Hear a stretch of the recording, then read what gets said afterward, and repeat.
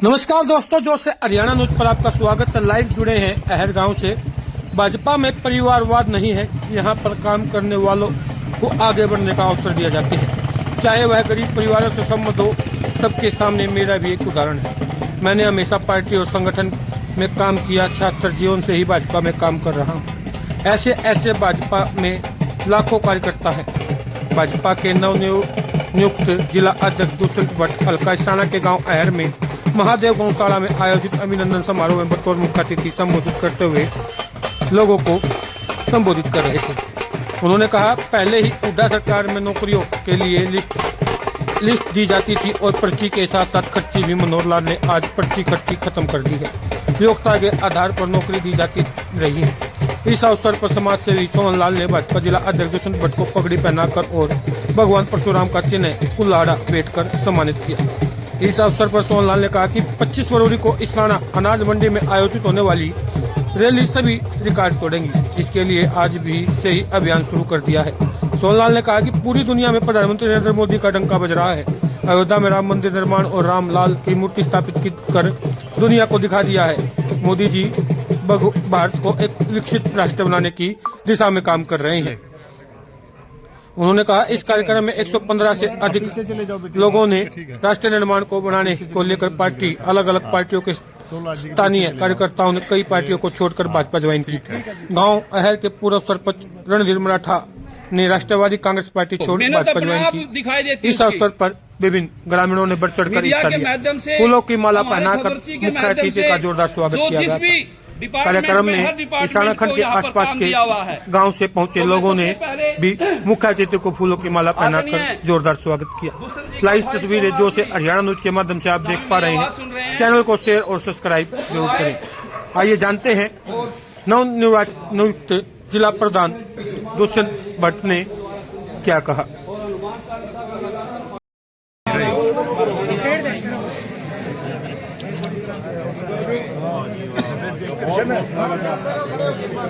पीछे तो लग जाए यार, थोड़ी जगह आगे चलते रहो। सोनी आगे साइड में हो जो बड़ा जैसे थोड़ी साइड में हो भाई।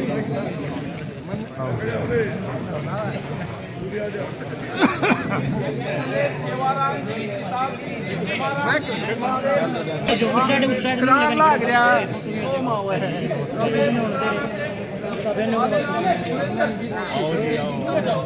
आपका स्वागत है।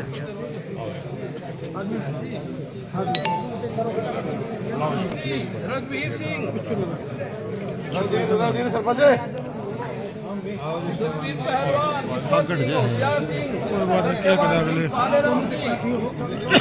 का स्वागत हो रहा है।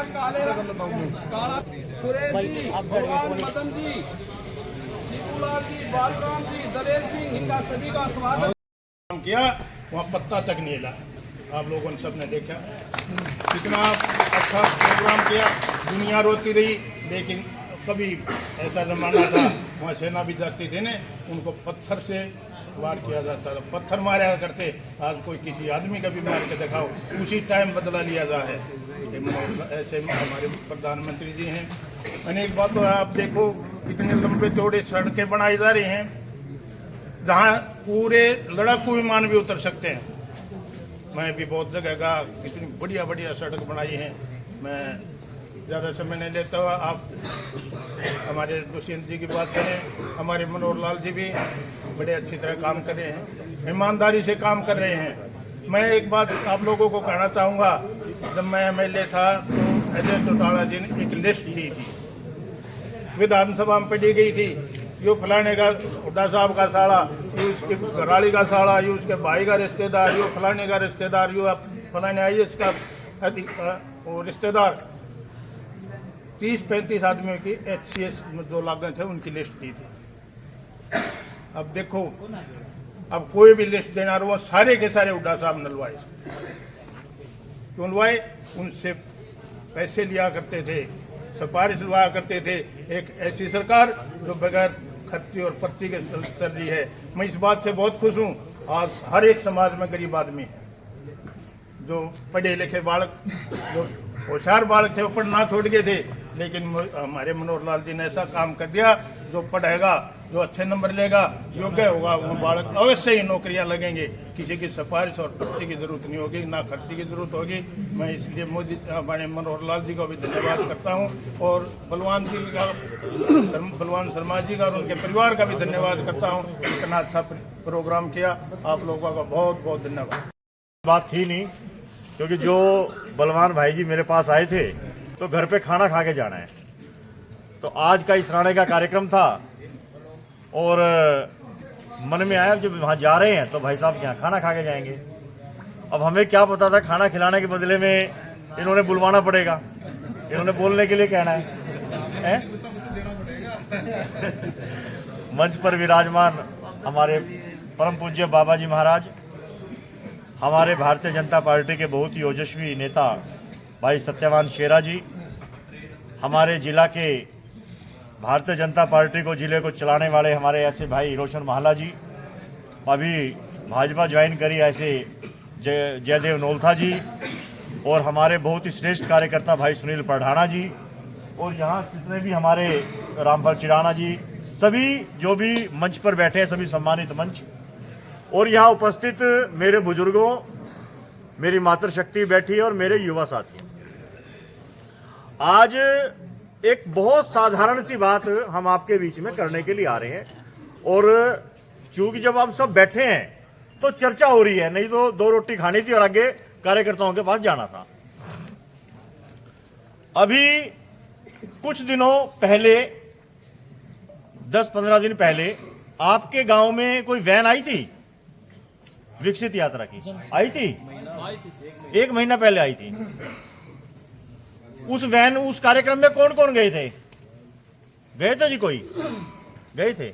क्या कहा था उस कार्यक्रम में?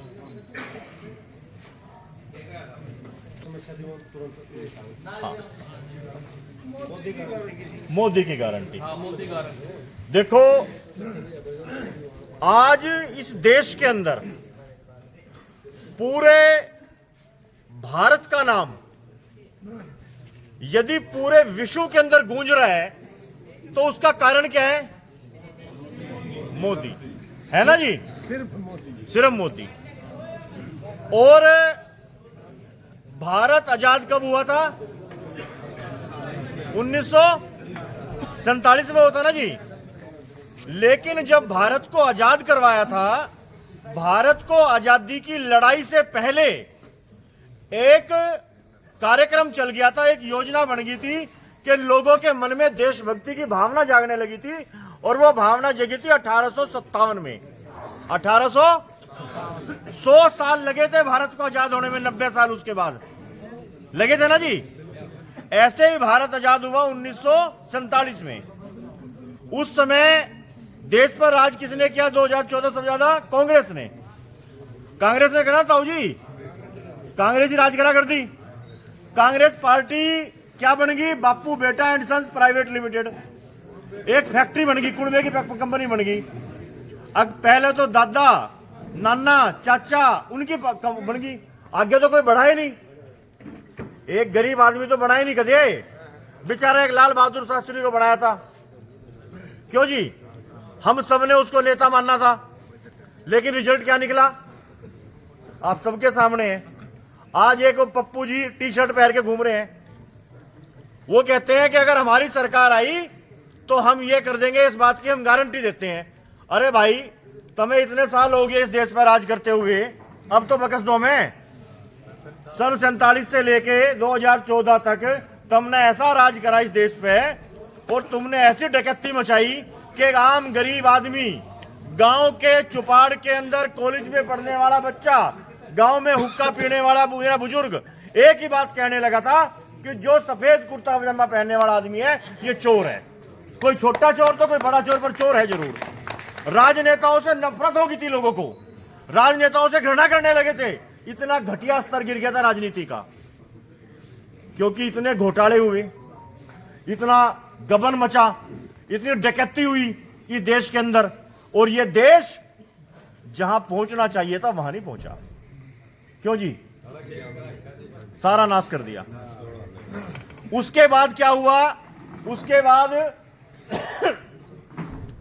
कमाल की बात देखो, कि एक सोनिया गांधी है, एक राहुल गांधी है, एक प्रियंका गांधी है, यही है ना, और रॉबर्ट वाड्रा, अब उसके बालक बड़े हो गए भाई, के हम उन्हीं गुलाम रह गए। और हरियाणा के अंदर बापू बेटा एंड सन्स, भाई बापू बेटा ही तो है, भूपेंद्र हुड्डा, दीपेंद्र हुड्डा, और कोई और बन जाए प्रधान, उसका कोणिया बैठा में। अशोक तंवर को मारा था ना, याद है ना, दिल्ली के अंदर अशोक तंवर का क्या हाल करा था, रोहतक के अंदर। तो कोई और को पसंद ही नहीं ने, अपनी चौधर चाहिए। और भारतीय जनता पार्टी वो पार्टी है जो एक गरीब आदमी की पार्टी है, गरीब आदमी को अपने सर पे बैठाना जानती है। वो ये फर्क है कांग्रेस में और भाजपा में। और उसके बाद बाबूजी, अगर इन्होंने देश में ठीक काम करा होता तो इनकी गारंटी चलती है कि नहीं चलती। पर आज लोग इनकी बात का यकीन को ना कर दे। इस देश में अब एक ही गारंटी चलती है, वो है मोदी की गारंटी। क्यों जी? मोदी पे विश्वास करते हैं लोग। और प्रधानमंत्री नरेंद्र मोदी जी की उम्र है इस समय 72 साल। कितनी? 72 साल। और मोदी जी ने संकल्प ले लिया, अब भाई मैं 2047 तक इस भारत को चाहता हूं कि यह भारत विकसित राष्ट्र बन जाए। विकसित राष्ट्र जैसे अमेरिका है, जैसे चाइना है, जैसे फ्रांस है, जैसे रूस है, वैसे ही चाहता है कि मेरा भारत ऐसा बन जाए। अब 2047 तक ताऊ जी, ये तो बेरा कौन है कि हम भी रहेंगे कि ना रहेंगे। क्यों जी? और मोदी जी कितने साल के हो जाएंगे? 90-92 साल के। आगे की तो गारंटी नहीं ना। लेकिन फिर भी उन्होंने क्या सोचा कि हम रहे ना रहे, लेकिन ये देश हमेशा आगे बढ़ता रहना चाहिए, हमेशा तरक्की करता रहना चाहिए, और 2047 तक भारत को विकसित राष्ट्र बनना चाहिए।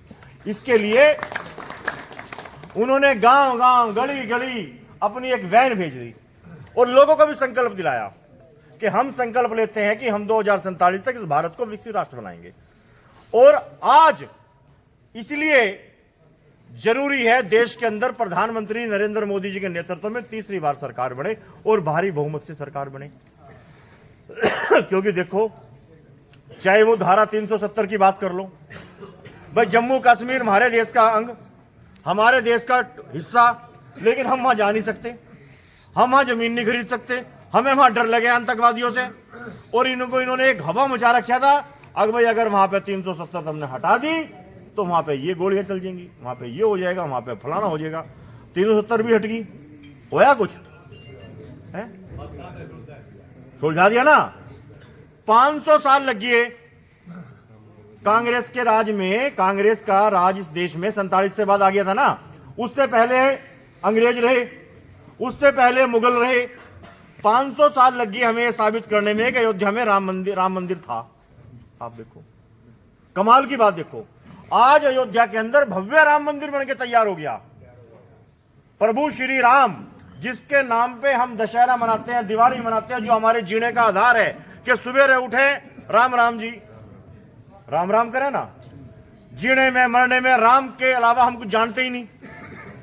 हमारे जीने का आधार है भगवान श्री राम, और भगवान श्री राम हमारे जीने का आधार है, हमारे आराध्य है, हम पूजा करते हैं। और इस देश के अंदर, हिंदुओं के देश में रह के कैसे डरपोक रहा कर देते हम। और ना राम के मंदिर के बारे में ना बात करो भाई, ये हो जाएगा, फलाना हो जाएगा, ढिकड़ा हो जाएगा। अब क्या होया? बन गया मंदिर। क्यों जी? तो इस देश की भावना, आप लोगों की भावना के अनुसार ये सरकार काम कर रही है। हरियाणा के अंदर कि भाई पढ़ा लिखा छोरा होगा तो नौकरी लगेगा, नेताओं के सिफारिशी बालक को ना लगे, ये मुख्यमंत्री मनोहर लाल ने कह दिया। आज चाहे हम भी नाराज हो जाए सीएम साहब से, हमारे छोरे को नहीं ला रहे, सीएम साहब कहते हैं ना भाई, चाहे गरीब का बालक लगेगा, पढ़ा लिखा होगा तो मेरिट के आधार पर नौकरी ले लो, बिना पर्ची बिना खर्ची के नौकरी लागन लाग रहे छोरे। क्यों जी? आपके गांव से भी कोई गद्दा लगा होगा, लगे है ना, बिना पैसे लगे है ना। तो ये जो क्रांति आ रही है, जो ये व्यवस्था परिवर्तन होने लग रहा है, तो इस व्यवस्था परिवर्तन के अंदर आज भी हम सब हिस्सेदार बने। क्यों? क्योंकि आज यदि हम भगत सिंह को याद करते हैं, आज हम राजगुरु सुखदेव को याद करते हैं, हम राम प्रसाद बिस्मिल को याद करते हैं, हम यदि अपने उनको चंद्रशेखर आजाद को याद करते हैं, तो इसलिए याद करते हैं कि उन्होंने आजादी की अलग जगाई, आजादी के लिए लोगों को प्रेरित किया। तो आज यदि हम सब मिलकर इस भारत को विकसित राष्ट्र बनाने के लिए काम करेंगे तो आने वाली पीढ़ियां हमें याद रखेंगी, हमें हमारे गुणगान करेंगी आने वाली पीढ़ियां।